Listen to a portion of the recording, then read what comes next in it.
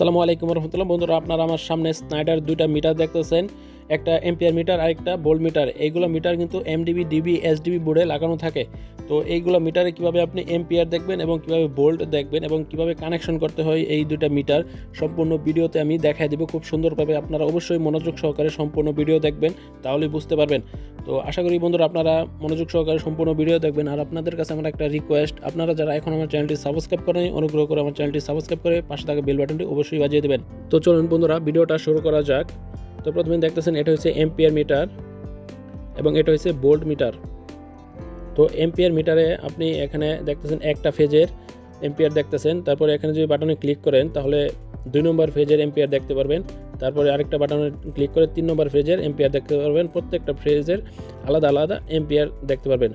আর volt মিটারের এটা হচ্ছে ভোল্ট মিটার। ভোল্ট মিটারে আপনি আলাদা আলাদা দেখতে পারবেন এবং দুইটা ফেজ মিলায়ও কিন্তু কত ভোল্ট আছে সেটাও আপনি দেখতে পারবেন। তো দেখুন এটা 2 নম্বর ফেজে আছে, তারপরে 3 নম্বর ফেজে আছে 229 ভোল্ট। তো আরেকটা প্রেস করলে দেখেন 1 এবং 2তে 410 ভোল্ট দেখাচ্ছে। তারপরে যে আরেকটা প্রেস করেন 2 নম্বর এবং 3 নম্বর দুইটা ফেজে আছে 440 ভোল্ট।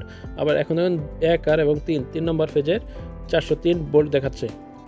তো বন্ধুরা, আমি এখন প্যানেল মিটারগুলো কানেকশন করে দেখাবো। আপনারা যদি চান যে এনার্জি মিটার 3 ফেজ সিটি দিয়ে কিভাবে কানেকশন করতে হয়, তাহলে একটা ভিডিও আছে আমার চ্যানেলে, সেই ভিডিওটা আপনারা দেখে আসতে পারেন। এবং 3 ফেজ মিটারের রিডিং দেখে কিভাবে বিল দিবেন সেটারও একটা ভিডিও আছে, খুব সুন্দর ভিডিও। আপনারা সেই ভিডিও দুইটা কিন্তু দেখে আসতে পারেন আমার চ্যানেল থেকে।